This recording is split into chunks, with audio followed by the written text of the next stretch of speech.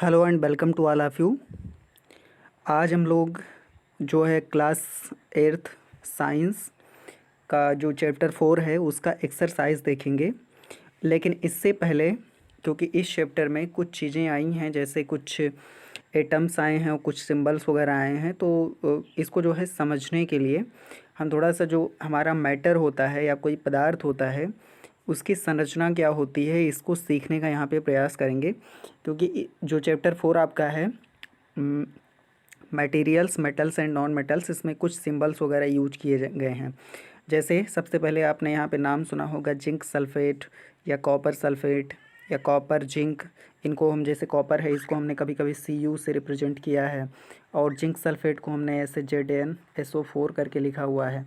तो ये जो कुछ भी यहाँ पे है, ये ZnSO4, इसको हम जिंक सल्फेट है, इसका सिंबल होता है, इसको कैसे रिप्रेजेंट करते हैं, या कॉपर को हम Cu के लिखते हैं। ऐसे तमाम सारे क्वेश्चंस के आंसर इसमें आपको थोड़ा एक सामान्य समझ यहाँ पे देने का प्रयास किया गया है। तो इसको आपको लोग ध्यान से देखिए वीडियो को और इसको समझते रहिए। तो सबसे पहले हम देखते हैं यहाँ पे पदार्थ क्या होता है, जिसको हम क्या कहते हैं, मैटर। मैटर या द्रव्य कहते हैं। ये क्या होता है, जैसे आप मान लेते हैं कि कुर्सी है, ये किसकी बनी हुई है, लकड़ी की बनी हुई है। तो लकड़ी क्या हो गया, एक पदार्थ हो गया। साथ ही साथ में मान लेते हैं ईंट किसका बना हुआ, मिट्टी का बना है, तो ईंट क्या हो गया, एक पदार्थ हो गया। इसी तरीके से मान लेते हैं आपकी कॉपी किससे बनी हुई है, कागज़ से बनी हुई है, तो कागज़ एक पदार्थ हो गया। पत्थर एक पदार्थ हो गया, मिट्टी एक पदार्थ हो गया। इसी तरीके से जो खाना हम खाते हैं, रोटी चावल गेहूँ जो भी है, ये भी एक पदार्थ हो गया। अब यहाँ पे प्रश्न ये उठता है कि ये जो पदार्थ है ये कैसा होता है। आपने कुछ पदार्थों को देखा है, जैसे लिक्विड में कुछ होते हैं, कुछ पदार्थ क्या होते हैं, लिक्विड होते हैं, कुछ पदार्थ क्या होते हैं, सॉलिड होते हैं, और कुछ पदार्थ क्या होते हैं, गैस होते हैं। जैसे आपने ऑक्सीजन का नाम सुना होगा, तो ऑक्सीजन क्या है, एक गैस है। लेकिन अगर आप देखें तो जो जैसे मान लेते हैं मिट्टी है या पत्थर है, ये सॉलिड हो गया। और अगर हम पानी की बात करें तो क्या होता है, ये लिक्विड होता है। तो जो पदार्थ होता है, जितने भी पदार्थ हम अपने आसपास देखते हैं, उनकी 3 अवस्थाएं होती हैं, 3 स्टेट्स होते हैं। पदार्थ को हम क्या कहते हैं, सब्सटेंस या मैटर कहते हैं। क्या कहते हैं, मैटर कहते हैं। तो इसके कितने स्टेट्स होते हैं, 3 स्टेट्स होते हैं, आप सबको पता होगा। पहला क्या होता है, सॉलिड, और दूसरा क्या होता है, लिक्विड, और तीसरा क्या होता है, गैस होता है। अच्छा, अभी जितने पदार्थ होते हैं जो हम अपने आसपास देखते हैं, ये बने कैसे होते हैं। जैसे आप अपने घर देखते हैं, तो कोई भी घर आप बड़ा सा देखते हैं, घर कैसे बना हुआ होता है, घर में दरवाजे खिड़कियाँ होती हैं। तो घर किससे बनता है, ईंट से बनता है। घर किससे बनता है, ईंट से बनता है, सीमेंट से बनता है, इन सब चीज़ों से बनता है। इसी तरीके से जो कोई पदार्थ है वो किससे मिलकर बना होता है, इसकी संरचना क्या होती है। तो यहाँ पे सबसे पहले आपको ये जानना ज़रूरी है, कोई भी पदार्थ, चाहे आप पत्थर देख रहे हैं, पत्थर का टुकड़ा है, चाहे कोई किताब देख रहे हैं, या पानी है, या फिर हवा है, जो भी है, ये किससे बना हुआ है, ये बहुत छोटे छोटे कणों से मिलकर बना हुआ है। कैसे बना है, जैसे आपने आटा देखा ना, आटा आटा जो है किसी बर्तन में रखा है, इसको हम गूँथ करके हम इसकी रोटी बना सकते हैं, या इसकी एक लेई बना सकते हैं। इसको किसी भी शेप में इसको हम ढाल सकते हैं। तो आटा किससे बना है, जो आटा के छोटे छोटे टुकड़े थे, यहाँ पे आटे के जो छोटे छोटे टुकड़े थे, बहुत छोटे छोटे टुकड़े इस तरीके के, ये सारे टुकड़े क्या हो गए, इकट्ठा होकर यहाँ पे क्या है, गूँथ के इकट्ठा बना दिए गए।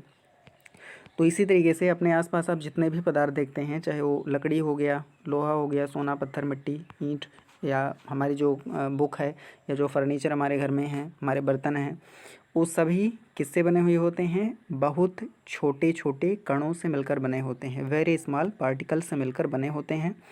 और इन पार्टिकल्स को हम क्या कहते हैं, मॉलिक्यूल कहते हैं। इन पार्टिकल्स को हम क्या कहते हैं, मॉलिक्यूल्स कहते हैं। इसको हम कहते हैं मॉलिक्यूल्स। इसको हम क्या कहते हैं, मॉलिक्यूल्स। और हिंदी में इसको हम क्या कहते हैं, अणु कहते हैं। तो जैसे आपने देखा, ये बुक है आपका, ये जो बुक है ये किससे बना है, छोटे छोटे कणों से मिलकर बनी हुई है, लेकिन हमको दिखाई नहीं देते। ये कण इतने छोटे हैं कि हमको दिखाई नहीं देते होते हैं। तो इनको हम क्या कहते हैं, अणु कहते हैं। लेकिन जो अणु होता है वो और भी छोटे कणों से मिलकर बना होता है। जो अणु होता है वो किससे बना होता है, और भी छोटे कणों से मिलकर बना होता है। इसको हम क्या कहते हैं, एटम। इसको हम क्या कहते हैं, एटम। और हिंदी में इसको क्या कहते हैं, परमाणु। इसको हम क्या कहते हैं, परमाणु कहते हैं। तो ये ध्यान रखना। सबसे पहली बात, कोई भी पदार्थ हो, लकड़ी, मिट्टी, चूना, पत्थर, कागज़, या जो खाने पीने के जितने भी सामान हैं, फर्नीचर घर में हो गए, बर्तन हो गए, ये सभी किससे बने हैं? बहुत छोटे छोटे कणों से मिलकर बने हुए हैं। और ये छोटे छोटे कण क्या होते हैं? अणु कहलाते हैं। ये छोटे छोटे कण क्या होते हैं? अणु कहलाते हैं। लेकिन ये जो जो अणु होते हैं ये थोड़े और भी छोटे कणों से मिलकर बने होते हैं। जो अणु होते हैं ये मॉलिक्यूल्स जो होते हैं इवन स्मॉल पार्टिकल से मिलकर बने होते हैं, जिनको हम क्या कहते हैं? परमाणु कहते हैं। जिनको हम क्या कहते हैं? परमाणु कहते हैं। और ये परमाणु किस तरीके से होता है? जैसे ईंट कैसा होता है? ये आपका घनाभ के आकार का होता है। ईंट कैसा होता है? ये घनाभ के आकार का होता है। आपने देखा होगा रोटी कैसे होती है? रोटी डिस्क के आकार की होती है। लेकिन जो ये एटम होता है ये हमेशा कैसा होता है? गोल जैसा होता है, गोल होता है। गोल होने का मतलब आपने फुटबॉल देखा होगा, फुटबॉल कैसा होता है? गोल होता है। या तो ये कैसे होता है? गोल होता है।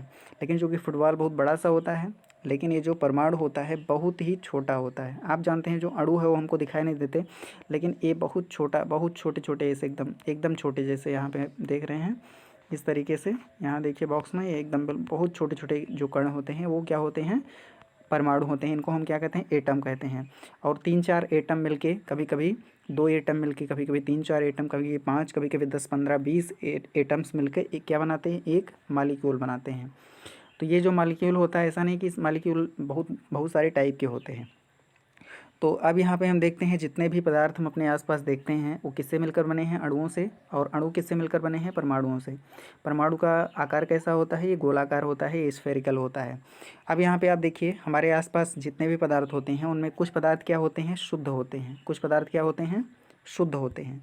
जैसे हम कहते हैं पानी, तो पानी क्या है? शुद्ध पदार्थ है। लेकिन पानी में हम थोड़ा सा नमक मिला दें तो क्या ये शुद्ध होगा? तो ये शुद्ध नहीं होगा, ये तो नमक और पानी का क्या हो जाएगा? मिश्रण हो जाएगा। तो हम अपने आसपास जितने भी पदार्थ देखते हैं वो या तो शुद्ध पदार्थ होता है और या तो क्या होता है? मिश्रण होता है। शुद्ध पदार्थ क्या है? जैसे शुद्ध पानी हम ले लें तो पानी में अगर कुछ घुला नहीं है तो वो शुद्ध पानी है, लेकिन इसमें थोड़ा सा हम नमक मिला दें तो ये पानी और नमक का मिश्रण हो जाएगा, तो ये मिक्सचर हो गया, मिक्सचर। और प्योर सब्सटेंस ये क्या होते हैं? शुद्ध पदार्थ होते हैं। अब इसके बाद में जो मिक्सचर होता है उसमें तो हम कुछ भी मिला दें। जैसे आपने पानी था, उसमें आपने क्या मिला दिया था? पहले पहले आपने पानी में सिर्फ नमक मिला है, इसमें आप चीनी मिला दीजिए, नींबू भी डाल दीजिए। तो इसमें कई सारी चीज़ें डाल सकते हैं, या सिर्फ 2 ही चीज़ डाल सकते हैं, या 2 से अधिक चीज़ों को डाल सकते हैं। तो जो मिक्सचर होता है इसका कोई विशेष एनालिसिस नहीं है कितने कैसा होता है, ये बहुत सारे प्रकार का होता है। ये क्या होता है? बहुत सारे प्रकार का होता है। जो मिक्सचर होता है इसका 2 बेसिक होता है, होमोजीनियस एंड हेट्रोजीनियस, यानी समांगी विषमांगी, इस तरीके का इसका जो है क्लासिफिकेशन हम करते हैं, लेकिन इसके बारे में हम नहीं पढ़ेंगे। तो मिक्सचर को यहाँ पे छोड़ते हैं। अब हम आते हैं शुद्ध पदार्थ में। जो हमारे शुद्ध पदार्थ होते हैं वो कैसे होते हैं? तो शुद्ध पदार्थ जो होते हैं इनको हम 2 कैटेगरीज में डिवाइड करते हैं। एक होता है क्या? एलिमेंट, और दूसरा क्या होता है? कंपाउंड। शुद्ध पदार्थ जितने भी हमारे होते हैं, एक को हम एलिमेंट, इसको हम क्या कहते हैं? तत्व कहते हैं। और दूसरे को हम क्या कहते हैं? यौगिक कहते हैं। दूसरे को हम क्या कहते हैं? यौगिक कहते हैं। तो जितने भी शुद्ध पदार्थ हमारे आसपास हमको दिखाई देते हैं इनको हम 2 कैटेगरीज में डिवाइड करते हैं। पहला क्या होता है? तत्व, और दूसरे को हम क्या कहते हैं? यौगिक कहते हैं। तत्व को हम एलिमेंट कहते हैं और यौगिक को हम क्या कहते हैं? कंपाउंड कहते हैं। अब हम यहाँ पे इसके एग्जाम्पल्स देख लेते हैं।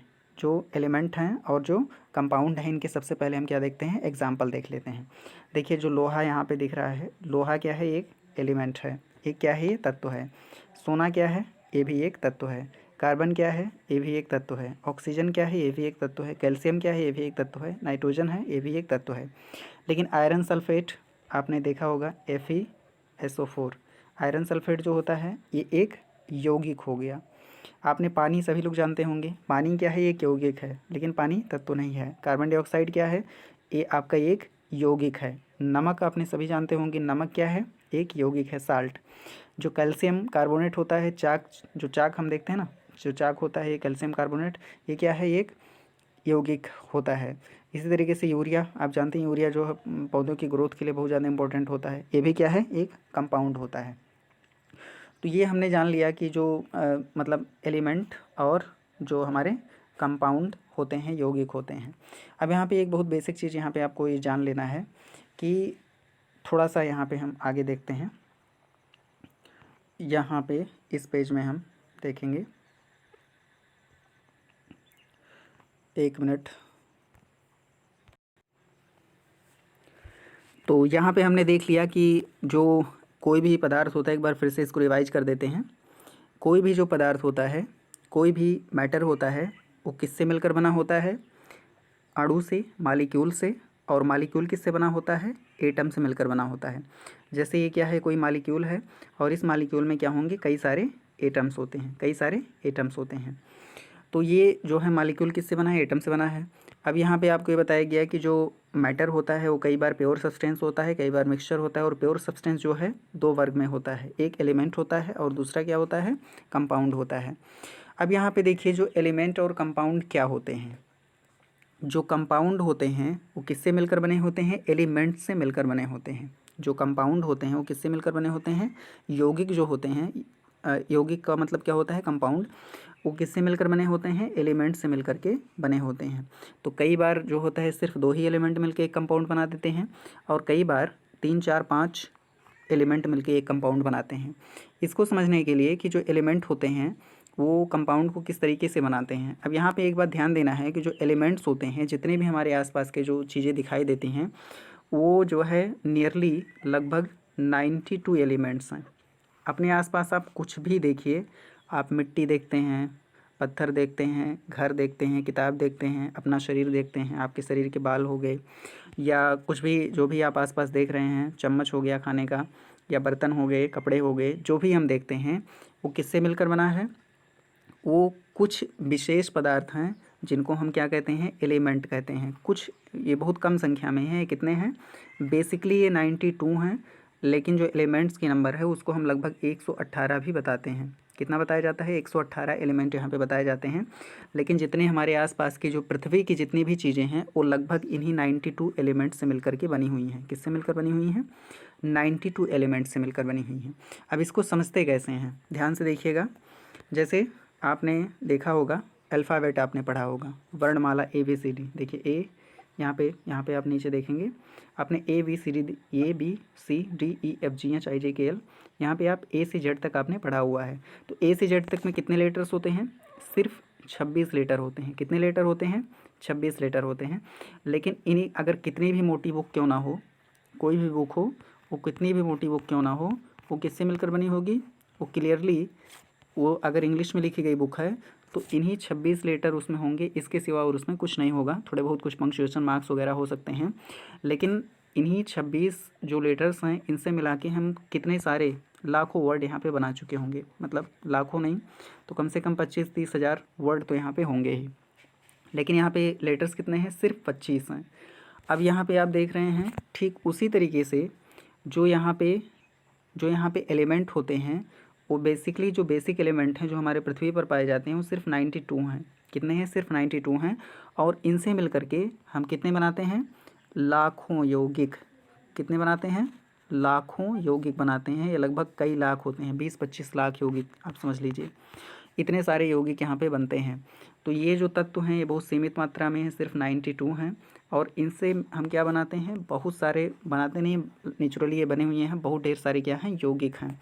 ठीक उसी तरीके से जिस तरीके से आपने यहाँ पे देखा अभी कि जो अल्फ़ाबेट होता है, अल्फ़ाबेट में लेटर्स कितने होते हैं? A से Z तक सिर्फ 26 लेटर्स ही होते हैं।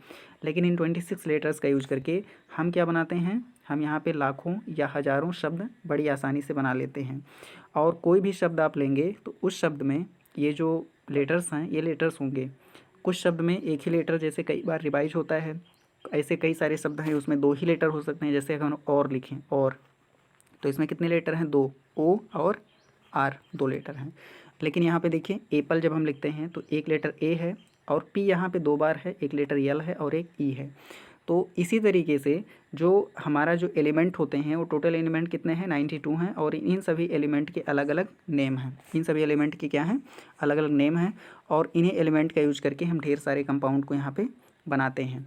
और एक बात और ध्यान देना है, हमने अभी आपको बताया कि एटम क्या होते हैं। एटम यहाँ पे आपको बताया गया है, ध्यान से देखिएगा इधर। यहाँ पे मालिक्यूल एंड एटम, यानी जो कोई भी पदार्थ होता है वो किससे बना होता है? मालिक्यूल से। और मालिक्यूल किससे बना होता है? एटम से।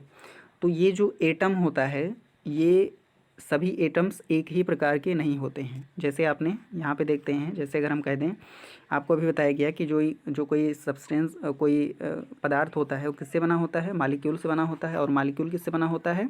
एटम से मिलकर बना होता है। इसी तरीके से हम कह सकते हैं कि कोई बुक जो होती है, बुक वो किससे बनी होती है, वर्ड से। किससे बनती है, वर्ड से। और वर्ड किससे बनते हैं, लेटर से बनते हैं। लेकिन यहाँ पे देखिए जैसे एटम हमने कहा, एटम से मिलकर एटम से मिलकर क्या बनता है, मालिक्यूल। उसी तरीके से लेटर्स जो अक्षर होते हैं इनसे मिलकर क्या बनता है, वर्ड बनता है। ये चीज़ ध्यान देना है। अब यहाँ पे एक चीज़ समझने की है कि क्या सभी लेटर्स एक समान होते हैं, एक ही तरह के होते हैं। इसका उत्तर है नहीं। देखिए एक लेटर ए है, ये इस तरीके से है, बी इस तरीके से है, सी इस तरीके है। लेकिन इसी तरीके से जो हमारा एटम होता है वो सभी एटम एक समान नहीं होते हैं। कुछ एटम्स बड़े होते हैं, कुछ छोटे होते हैं। लेकिन यहाँ पे एक बात का अंतर यहाँ पे ध्यान देना कि जो हमारे एटम्स होते हैं वो सभी गोलाकार होते हैं, लेकिन जो हमारे लेटर्स हैं उनका अलग अलग शेप होता है इस तरीके से। तो यहाँ से आप इसको कोरिलेट करिएगा ध्यान से कि पृथ्वी पर जितनी भी चीज़ें आपको दिखाई देती हैं वो सिर्फ 92 बेसिक एलिमेंट्स हैं जिनसे मिलकर के सभी बनी हुई हैं। और यहाँ पे लाखों प्रकार की वस्तुएं आप देख रहे होंगे, तो कोई भी वस्तु हम उठाएंगे उसमें इन्हीं 92 एलिमेंट्स में से कुछ ना कुछ ज़रूर होंगे। जिस तरीके से आपने ABCD यहाँ पे देखते हैं, अगर कोई भी बुक हो, कितनी भी मोटी बुक हो, कोई भी लेटर आप चुनेंगे तो इन्हीं 26 में से कोई ना कोई ज़रूर होगा। तो यहाँ पे 26 है, यहाँ पे 90 बेसिक यूनिट्स हैं, इनको हम क्या कहते हैं, एलिमेंट कहते हैं। अब यहाँ पे हमने देख लिया कि एलिमेंट क्या होते हैं, ध्यान से देखिएगा। अब कुछ एलिमेंट्स के यहाँ पे नाम आप देखिएगा, एलिमेंट्स क्या होते हैं, ध्यान से देखिएगा। इसको हम एक एक करके आपको बता रहे हैं। देखिए तो यहाँ पे देखिए कुछ एलिमेंट्स के नाम दिए हैं, जैसे हाइड्रोजन एक एलिमेंट है, helium, lithium, beryllium, boron, carbon आपने नाम सुना होगा। ये सभी क्या होते हैं, एलिमेंट्स होते हैं। कार्बन क्या है, एलिमेंट है। Boron, nitrogen, oxygen, fluorine, neon, sodium, आपने यहाँ पे देखिए मैग्नीशियम, एल्युमिनियम तो सभी लोग जानते होंगे, एल्युमिनियम का तार भी आपने देखा होगा। सिलिकॉन, फास्फोरस आपको बताया गया है। सल्फ़र के बारे में आपको बताया गया है, सल्फ़र आप जानते हैं। क्लोरीन, इसके बाद में आर्गन होता है। पोटेशियम, कैल्शियम, आपके शरीर में कैल्शियम हड्डियों के लिए बहुत इंपॉर्टेंट होता है। ये भी देखिए आयरन है, ये भी एक एलिमेंट है। कॉपर है, ये भी एक एलिमेंट है। जिंक है, ये भी एक एलिमेंट है। सिलिकॉन है, ये भी एक सिल्वर है, ये भी एक एलिमेंट है। गोल्ड है, ये भी एक एलिमेंट है। मरकरी है, ये भी एक एलिमेंट है। अब आप यहाँ पे देख रहे होंगे कि जैसे आपने कई बार देखा होगा जो ऑक्सीजन है उसको हम खाली क्या लिख देते हैं, ओ लिख देते हैं। तो ऐसा हम क्यों करते हैं, जैसे आपने देखिए जैसे किसी का नाम होता है, जैसे मान लेते हैं डॉक्टर, मान लेते हैं कोई भी नाम हम ले लेते हैं। तो यहाँ पे डॉक्टर को हम क्या लिखते हैं, डॉक्टर नहीं लिखते, इसको हम क्या लिख देते हैं, DR लिख देते हैं। क्या लिख देते हैं, DR लिख देते हैं। तो इसीलिए जो ये एलिमेंट्स जो हमने अभी आप नाम बताए, जैसे हाइड्रोजन, हीलियम हो गया, बेरिलियम या कार्बन, नाइट्रोजन, ऑक्सीजन, जो भी एलिमेंट्स आपको हमने बताए, क्योंकि ये एलिमेंट्स कितने हैं, सिर्फ 92 बेसिक हैं। वैसे टोटल एलिमेंट कितने होते हैं, 118 होते हैं, लेकिन जो बेसिक एलिमेंट्स जो हमारे पृथ्वी पर पाए जाते हैं नेचुरली, वो कितने होते हैं, 92 होते हैं। यानी 92 से कोई भी सब आपका हाथ, आपके कपड़े, जो मोबाइल फ़ोन आप लिए हैं, या जो आपके बुक्स हैं, ये सभी किससे बने हुए हैं, इन्हीं 92 बेसिक एलिमेंट्स से मिलकर के बने हुए हैं। तो ये जो 92 बेसिक एलिमेंट्स हैं, ये 92 हैं। तो अगर हम जैसे हाइड्रोजन है, तो जहाँ पे हमको लिखना है हाइड्रोजन, तो वहाँ पे हम खाली क्या लिख देते हैं, H लिख देते हैं, उसको प्रतीक रूप में। जैसे मान लेते हैं किसी को लिखना है डॉक्टर, मान लेते हैं कि क्या लिखना है, डॉक्टर, मान लेते हैं डॉक्टर अरुण लिखना है, क्या लिखेंगे, डॉक्टर अरुण। क्या लिखेंगे, डॉक्टर अरुण। तो हम इसको आसानी से लिखते हैं, डॉक्टर नहीं लिखते, क्या लिखते हैं, DR अरुण। क्या लिख देते हैं, DR अरुण। तो यहाँ पे हमने डॉक्टर को क्या लिख दिया, DR लिख दिया। इसी तरीके से जो हमारे एलिमेंट्स होते हैं, 92 एलिमेंट्स टोटल हैं, तो इस एलिमेंट को सिंबलिक फॉर्म में हम क्या लिखते हैं, H लिख देते हैं। हाइड्रोजन को H लिखते हैं, हीलियम को He, लिथियम को Li, बेरिलियम को Be। अब यहाँ पे देखिए ऐसा हम क्यों करते हैं, क्योंकि हमारे पास जो अंग्रेजी के लेटर्स हैं सिर्फ कितने हैं, 26 हैं। अंग्रेजी के लेटर्स कितने हैं, सिर्फ 26 हैं। लेकिन जो यहाँ पे एलिमेंट्स हैं वो कितने हैं, आपके पूरे 92 हैं। और हमने 92 क्या 118 तक हैं। तो इनको लिखने के लिए क्या हम अगर हम एक को लिखने के एक ही लेटर यहाँ पे लिख दें, जैसे यहाँ हाइड्रोजन के लिए H लिखे, अब यहाँ हीलियम के लिए हम क्या लिखेंगे, तो हीलियम के लिए H लिख देंगे, तो इन दोनों में अंतर कैसे कर पाएंगे। तो इसलिए एक लेटर इसके साथ में और हम जोड़ देते हैं, हाइड्रोजन के साथ हीलियम कर देते हैं। तो इस तरीके से जो हमारे एलिमेंट्स होते हैं, कुछ एलिमेंट्स हैं, और उनको हम सिम्बॉलिक फॉर्म में, ये देखिए ये हमारे क्या हैं, एलिमेंट हैं, और ये इनका सिंबल है, और इस फॉर्म में इनको हम लिखते हैं। तो ये ढेर सारे एलिमेंट यहाँ पे आपको दिए गए हैं, और इनके सिंबल को कहते हैं, जैसे आपने कुछ एलिमेंट ज़्यादा सुने होंगे, जैसे कार्बन, नाइट्रोजन, ऑक्सीजन, इनको आप बहुत बार सुनते होंगे। तो इनको C से, N से, O से, इस तरीके से इनको हम सिंबॉलिक फॉर्म में एक अक्षर से लिख देते हैं। यानी अगर कहीं C लिखा है इसका मतलब कार्बन है, अगर O लिखा है इसका मतलब ऑक्सीजन है, अगर N लिखा है इसका मतलब नाइट्रोजन है। तो ये चीज़ यहाँ पे आपको ध्यान देने की बात है। अब इस तरीके से सारे सिंबल्स होते हैं, लेकिन यहाँ पे एक चीज़ आप यहाँ पे देखेंगे, जैसे मान लेते हैं सोडियम यहाँ लिखा है, क्या लिखा है यहाँ पे लिखा है सोडियम, क्या लिखा है यहाँ पे सोडियम। तो सोडियम का जो सिंबल हो कितना है, क्या है Na है, सोडियम का सिंबल क्या है Na है। तो ये थोड़ा सा अजीब नहीं लग रहा है कि सोडियम को हम यस क्यों नहीं लिखे, सोडियम को हमने यस क्यों नहीं लिखा। इसका कारण ये है कि जैसे मान लेते हैं कि हमारे यहाँ पे किसी एक वस्तु का नाम दूसरा है और कहीं दूसरी जगह पे उसी वस्तु का नाम क्या होता है, दूसरा है। तो इसका एक सिंपल एग्जांपल हम यहाँ पे लिख लेते हैं। मान लेते हैं कि जो डॉग है तो या कैट है, तो जो कैट है इसको हम हमारे यहाँ पे क्या कहते हैं, बिल्ली कहते हैं, हमारे यहाँ पे क्या कहते हैं, बिल्ली कहते हैं। तो बिल्ली को हम बी से BILLI लिख सकते हैं, बिल्ली लिख सकते हैं। तो बिल्ली को हम बी से रिप्रेजेंट करें कि सी से रिप्रेजेंट करें, क्योंकि सी फॉर कैट होता है, वी फॉर बिल्ली। तो यहाँ पे समस्या ये आ जाती है कि कहीं पे जो इसका नाम, जैसे हमारे यहाँ पे सोडियम को हम अपने यहाँ पे जो सोडियम है इसको सोडियम कहते हैं, लेकिन इसी को कहीं दूसरी जगह इसको क्या कहते हैं, नाइट्रियम, क्या कहते हैं, नाइट्रियम, NATRIUM, नाइट्रियम। तो इसलिए इसको नाइट्रियम वाला नाम यहाँ पे लेके Na लिख दिया गया है। ऐसे बहुत सारे डिफरेंसेज आपको कई जगह आपको मिलेंगे। जैसे यहाँ पे आप देख रहे हैं, ध्यान से देखिएगा, आपने जो सिल्वर होता है सभी लोग जानते होंगे, सिल्वर एक क्या है, चांदी जिसे कहते हैं। तो चांदी को एस से हम SI से नहीं, इसको हम AG से रिप्रेजेंट किए, इसको अर्जेंटम कहते हैं। इसी तरीके से जो गोल्ड है, सोना है, सभी लोग जानते हैं हमारे यहाँ पे सोना, और इंग्लिश में इसको गोल्ड कहते हैं। लेकिन इसको जो है इसको दूसरे नाम से, ग्रीक नाम से इसका जो है लिया गया है, तो इसको EU कहते हैं। आपने मरकरी देखा होगा, वही मरकरी जिसको हम थर्मामीटर में होता है, तो मरकरी को यम से नहीं, इसको हम H से, हाइड्रोगेरम, इससे हम रिप्रेजेंट करते हैं। तो इसलिए जो हमारे 92 टोटल एलिमेंट्स हैं उनके अलग अलग यहाँ पे सिंबल्स होते हैं, और ये सभी सिंबल्स जो है स्पेसिफिक होते हैं, तो इनको हमको रट के याद करना पड़ेगा। तो यहाँ पे देखिए हमने 1 से लेकर के 20 तक यहाँ पे सिंबल्स को हमने यहाँ पे लिख दिया है, और 20 के बाद में कुछ स्पेशल सिंबल्स यहाँ पे हमने लिखे हैं, जैसे आयरन हो गया, कॉपर, जिंक, सोडियम, गोल्ड, ये सब। तो इनके सिंबल्स भी यहाँ पे आपको दिए गए हैं। तो एक बार इसको हम देख लेते हैं। और ये जो यहाँ पे जो साइज होती है, जैसे हमने अभी आपको बताया कि जितने भी एटम्स होते हैं, जो एलिमेंट होते हैं, वो सभी एटम से मिलकर बने हैं, और जितने भी एलिमेंट होते हैं उनका जो एटम होता है उसकी साइज अलग अलग होती है। हालांकि सभी गोल होते हैं, सभी क्या होते हैं, गोल होते हैं, स्फेरिकल होते हैं, लेकिन उनकी साइज क्या होती है, अलग अलग होती है। जैसे यहाँ पर आप देख पा रहे हैं कि जैसे जैसे हम नीचे जा रहे हैं, देखिए हाइड्रोजन बहुत छोटा सा है, इसके बाद हीलियम थोड़ा और बड़ा है, उसके बाद लिथियम थोड़ा सा और बड़ा है, उसके बाद बेरिलियम और बड़ा है, इसके बाद बोरान और बड़ा है, इसके बाद में जब हम कार्बन पे जाएंगे तो ये और बड़ा हो जाएगा, नाइट्रोजन और बड़ा। इसलिए इसकी साइज़ धीरे धीरे क्या होती है, बढ़ती चली जाती है। तो सभी गोल होते हैं, लेकिन साइज़ क्या होती है, बढ़ती। जैसे सरसों का दाना छोटा है, मटर का दाना बड़ा है, तो इस तरीके से यहाँ पे अंतर होता है। अब यहाँ पे जो कुछ एलिमेंट्स हैं इनको हम रीड करते हैं, इनका सिंबल क्या होता है, ध्यान से आप देखिएगा। हाइड्रोजन का सिंबल कैपिटल H होता है, हीलियम का सिंबल HE होता है। तो जो सिंबल हम लिखते हैं, जो पहला होता है उसको कैपिटल में लिखते हैं, और कुछ सिंबल्स में 2 लेटर्स होते हैं, तो उनमें पहला जो है कैपिटल और दूसरा क्या होता है, स्मॉल में हम लिखते हैं। इस तरीके से इसको लिखते हैं। अगला देखिए, जो बेरिलियम है इसको हम BE, इसका सिंबल होता है capital B small E। Boron का B होता है, कार्बन का सिंबल C होता है, नाइट्रोजन का N होता है, ऑक्सीजन का O, फ्लोरीन का F सिंबल होता है। इसी तरीके से यहाँ पे आप देख पा रहे हैं, नियॉन का Ne होता है, सोडियम का Na होता है, मैग्नीशियम का Mg, एल्यूमिनियम का Al, सिलिकॉन का Si, फास्फोरस का P, सिर्फ P होता है, और सल्फ़र का S होता है, क्लोरीन का Cl होता है सिंबल। इस तरीके से और आगे हम देखते हैं, आर्गन का क्या होता है, Ar, पोटेशियम का यहाँ पे K होता है। जैसे हमने बताया कि कुछ नाम ऐसे हैं जो दूसरी जगह, जो दूसरे शब्दों में इसको क्या कहते हैं, तो पोटेशियम को यहाँ पे हमने, यहाँ पे देखिए पोटेशियम को P से लिखते हैं, लेकिन इसका सिंबल क्या है, K है। जिस तरीके से हमने देखा था सिल्वर का Ag होता है, उसी तरीके से कैल्शियम का क्या है, Ca। तो यहाँ देखिए हमने जो ये 20 तक हमने क्या किया, इसको सीक्वेंस से लिखा है, यानी बढ़ते क्रम में लिखा है। और बाकी ये जो इधर आपको दिखाई दे रहे हैं ये भी हैं, तो ये 26 नंबर पर आता है। जो आपका आयरन है Fe, कैल्शियम, कॉपर को Cu से रिप्रेजेंट करते हैं, कॉपर को Cu से, जिंक को Zn से रिप्रेजेंट करते हैं, और जो सिल्वर है इसको Ag से, गोल्ड को Au से, और मरकरी को Hg से हम इसको रिप्रेजेंट करते हैं। तो ये बेसिक नॉलेज यहाँ पे आपको दी गई कि जो एलिमेंट्स हैं with their size and symbol. तो यहाँ देखिए इनके जो साइज हैं और यहाँ पे इन सिंबल दिए हैं, तो ये आपको रट के याद कर लेना है।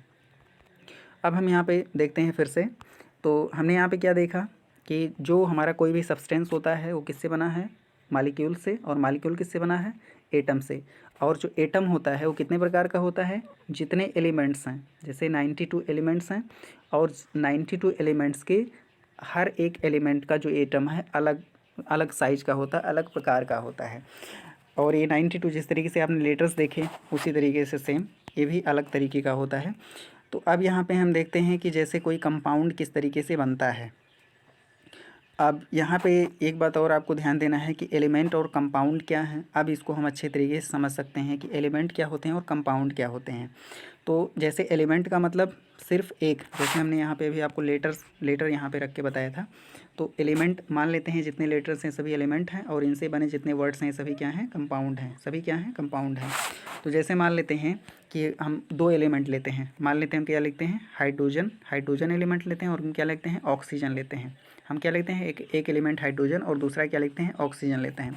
अब हाइड्रोजन और ऑक्सीजन जब आपस में मिल जाते हैं तो क्या बनाते हैं, हाइड्रोजन और ऑक्सीजन मिलकर के हाइड्रोजन और ऑक्सीजन का एक कंपाउंड बना लेते हैं। क्या बना लेते हैं, हाइड्रोजन और ऑक्सीजन का कंपाउंड बना लेते हैं। अब इसमें ये कैसे होते हैं, एक हाइड्रोजन और एक ऑक्सीजन और एक हाइड्रोजन, और जैसे आप यहाँ पे देख रहे हैं, जैसे हम CAT लिखते हैं तो कार्बन CAT, जब कैट लिखते हैं तो एक लेटर C है, एक लेटर A है और एक लेटर T है। ये तीनों मिलकर के एक वर्ड बना देते हैं। उसी तरीके से जब हम इसमें देखते हैं जो एलिमेंट से मिलकर के कंपाउंड कैसे बनता है, तो कुछ जो हमारे एलिमेंट्स हैं जैसे हाइड्रोजन हो गया, तो हम हाइड्रोजन के दो एलिमेंट यानी दो एटम्स लेते हैं। एलिमेंट किससे बना है, एटम से, क्योंकि एलिमेंट भी एक सब्सटेंस होता है। जैसे आपने लोहा ले लिया तो लोहा क्या है, लोहा एक एलिमेंट तो है ही, लेकिन ये सब्सटेंस भी है साथ में। एक एलिमेंट होने के साथ साथ ये एक सब्सटेंस भी है। अब जैसे मान लेते हैं हमने पानी ले लिया, तो पानी एक सब्सटेंस है लेकिन ये एलिमेंट नहीं है, क्योंकि पानी एक कंपाउंड है। तो जो हमारे एलिमेंट्स होते हैं उनमें से हम क्या करते हैं, उस एलिमेंट भी किससे बना है, एटम से मिलकर बना है। तो एक एटम, ध्यान दीजिएगा, तो जो एलिमेंट है मान लेते हैं यहाँ पे हाइड्रोजन के दो एटम और ऑक्सीजन का एक एटम मिलकर क्या बना रहे हैं, यहाँ पे H2O बना रहे हैं, पानी बना रहे हैं। और यहाँ पे आप देख रहे हैं जो बीच वाला है ऑक्सीजन है और ये दोनों क्या है, हाइड्रोजन है। तो ये इस तरीके से जुड़ करके पानी का एक मालिक्यूल बनाते हैं। क्या बना दिए, पानी का एक मालिक्यूल बना दिए। अब ये क्या हो गया, एक मालिक्यूल हो गया। और यहाँ पे एटम क्या है, हाइड्रोजन के दो हैं और ऑक्सीजन के एक हैं। तो इसलिए इसको हमने क्या लिखा, H2, यानी हाइड्रोजन का दो है और ऑक्सीजन का एक है। हाइड्रोजन के दो एटम, ऑक्सीजन का एक एटम मिल करके क्या बनाए, पानी बना दिए। अब हम थोड़ा सा और आगे इसमें देखें तो यहाँ पे आप देख पाएंगे NaCl जो नमक होता है, Na क्या होता है, ये सोडियम। Na क्या है, ये सोडियम का सिंबल होता है, और Cl क्या है, ये क्लोरीन का सिंबल होता है। तो जो नमक, हम खाने का नमक जो होता है, ये दो एलिमेंट से मिलकर बना होता है। एक एलिमेंट क्या होता है, सोडियम, और दूसरा एलिमेंट क्या होता है, क्लोरीन। तो जो सोडियम है, एक एटम उसका और एक एटम क्लोरीन का, ये दोनों मिलकर क्या बनाते हैं, एक कंपाउंड बनाते हैं, सोडियम क्लोराइड। इसको हम क्या कहते हैं, सोडियम क्लोराइड कहते हैं। एक एटम क्या, एक मालिक्यूल क्या बन गया, सोडियम क्लोराइड, और इस तरीके से यहाँ पे बन जाता है। तो सोडियम क्लोराइड क्या है, एक कंपाउंड है जिनमें कौन कौन से एलिमेंट हैं, एक सोडियम एलिमेंट है और दूसरा एलिमेंट क्या है, क्लोरीन है। आगे हम देखते हैं, और कई बार ऐसा होता है कि जो हमारा एलिमेंट होता है वो कई बार मालिक्यूलर फॉर्म में भी होता है। जैसे मान लेते हैं कि हमने यहाँ पे लोहे की बात किया, तो लोहे में क्या होते हैं, एटम्स होते हैं, और ये सभी एटम किसके होंगे, आयरन के एटम होंगे, लोहे के एटम्स होंगे। लेकिन कभी कभी क्या होता है, जो ऑक्सीजन है ये भी एक एलिमेंट है, लेकिन यहाँ पे क्या होता है, कभी कभी जैसे ऑक्सीजन के एटम ये भी है, ऑक्सीजन के एटम ये भी है, लेकिन ये ऑक्सीजन के एटम्स मिलकर क्या बना लेते हैं, एक मालिक्यूल बना लेते हैं। क्योंकि मालिक्यूल थोड़ा सा बड़ा होता है, और मालिक्यूल किससे बना होता है, एटम से मिलकर बना होता है। तो कई बार मतलब किसी एलिमेंट के जो एटम्स होते हैं मिलकर क्या बना लेते हैं, मालिक्यूल बना लेते हैं। तो वही चीज़ यहाँ पे आपको देख पा रहे हैं। जैसे ऑक्सीजन को हम क्या लिखते हैं, O2, ऑक्सीजन को क्या लिखते हैं, O2, यानी ऑक्सीजन के दो एटम मिलकर के क्या बना लेते हैं, एक मालिक्यूल बना लेते हैं इस तरीके से। इसी तरीके से जो नाइट्रोजन को N2 लिखते हैं, तो नाइट्रोजन के दो एटम्स मिलकर क्या बना लेते हैं, नाइट्रोजन का एक मालिक्यूल बना लेते हैं। तो ये कुछ चीज़ें जो हैं यहाँ पे थोड़ी बहुत समझाने का प्रयास आपको किया गया है। अब इसको आप समझिएगा। अब यहाँ पे आगे आपको डेफिनेशन भी हम बताए हुए हैं। तो तत्व क्या होते हैं, जो एलिमेंट होता है एक ही प्रकार के परमाणुओं से मिलकर बना होता है, सेम टाइप ऑफ एटम्स से मिलकर बना हुआ जो होता है उसको हम क्या कहते हैं, एलिमेंट कहते हैं। जैसे अगर हम एलिमेंट, लोहा एक एलिमेंट है, तो लोहे में सिर्फ आयरन के ही एटम्स होंगे। एटम्स क्या होंगे, सिर्फ आयरन के। हमने बताया कि 92 एलिमेंट्स होते हैं, बेसिक एलिमेंट कितने होते हैं, 92, और इसी 92 टाइप के एटम्स भी होते हैं। 92 टाइप के हर एलिमेंट के एटम अपने अलग प्रकार के होते हैं।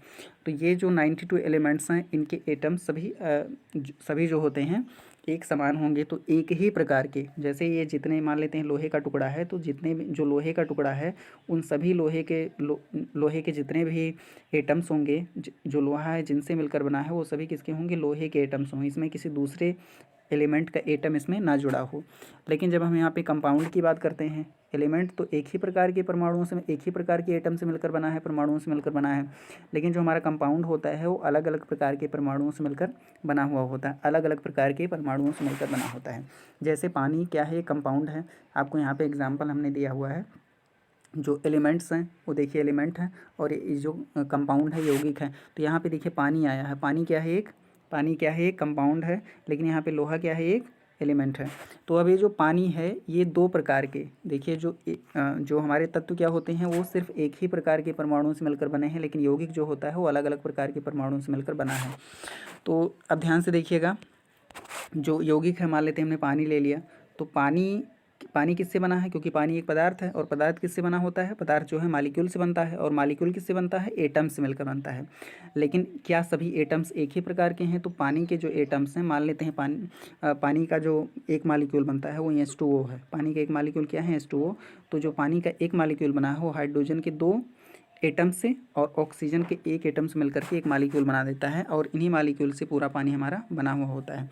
तो यानी जो हमारा भिन्न भिन्न प्रकार के परमाणुओं से मिलकर बना हुआ पदार्थ होता है उसको हम क्या कहते हैं, यौगिक या कंपाउंड कहते हैं। तो कंपाउंड हमने देखा, जैसे एक कंपाउंड अगर हम पानी लेते हैं तो पानी किससे बना है, ऑक्सीजन और हाइड्रोजन से मिलकर बना हुआ है। ऑक्सीजन का एक एटम और हाइड्रोजन के दो एटम जब आपस में जुड़ जाते हैं तो ये पानी का एक मालिक्यूल यहाँ पे बन जाता है। और जब ये ढेर सारे मालिक्यूल जब इकट्ठा हो जाते हैं, ऐसे बहुत ढेर सारे मालिक्यूल जब इकट्ठा हो जाते हैं तो ये ढेर सारा हमारा पानी, एक गिलास पानी धीरे धीरे से बना देते हैं, ढेर सारा पानी यहाँ पे बना देते हैं। तो चलिए यहाँ पे थोड़ा सा डेफिनेशन यहाँ पे हमने लिखे हैं, इसको हम बता देते हैं। ये डेफिनेशन है, ध्यान दीजिएगा। तो ये जो है ये क्लास 8th के लिए है, लेकिन ये सेम तरीके से 6th और 7th के लिए भी यूजफुल हो सकता है अगर समझ में आ जाए तो। यहाँ पे आप देखिएगा एलिमेंट क्या होता है, तत्व क्या होता है। An element is a pure substance, element एक प्योर सब्सटेंस होता है, which can not be broken down by chemical reactions. तो जो एलिमेंट होता है वो एक प्योर सब्सटेंस होता है, और इसको जो है एलिमेंट का जो और भी अगर हम इसको छोटे टुकड़ों में तोड़ना चाहें तो इसको हम नहीं तोड़ पाते। एलिमेंट का जो एटम होता है, यहाँ पे थोड़ा सा गलत हो गया है, यहाँ पे इसमें हमको लिखना चाहिए था an element is a pure substance, है ना, व्हिच एटम्स, यहाँ पे थोड़ा सा यहाँ गलत हो गया, व्हिच एटम्स, है ना, can not be broken down by chemical reaction. तो इसको केमिकल रिएक्शन से हम तोड़ नहीं सकते हैं। अगला यहाँ पे देखिए, इसको डेफिनेशन और भी इसी के बारे में दिया गया है। A substance whose all the atoms are of the same kind is called an element. एक ऐसा पदार्थ जिसके सारे एटम्स एक ही प्रकार के हों उसको हम क्या कहते हैं, एलिमेंट कहते हैं। Atoms can not exist in free state. जो एटम्स होते हैं वो जनरली फ्री स्टेट में नहीं होते हैं। जैसे हमने ऑक्सीजन को देखा तो कभी ऑक्सीजन अकेले नहीं रहता है, ये हमेशा O2 दो ऑक्सीजन एक साथ रह के क्या बना लेते हैं, मालिक्यूल बना लेते हैं। तो एटॉमिक फॉर्म में कभी नहीं होता है, हमेशा क्या बना लेता है, मालिक्यूल बना लेता है।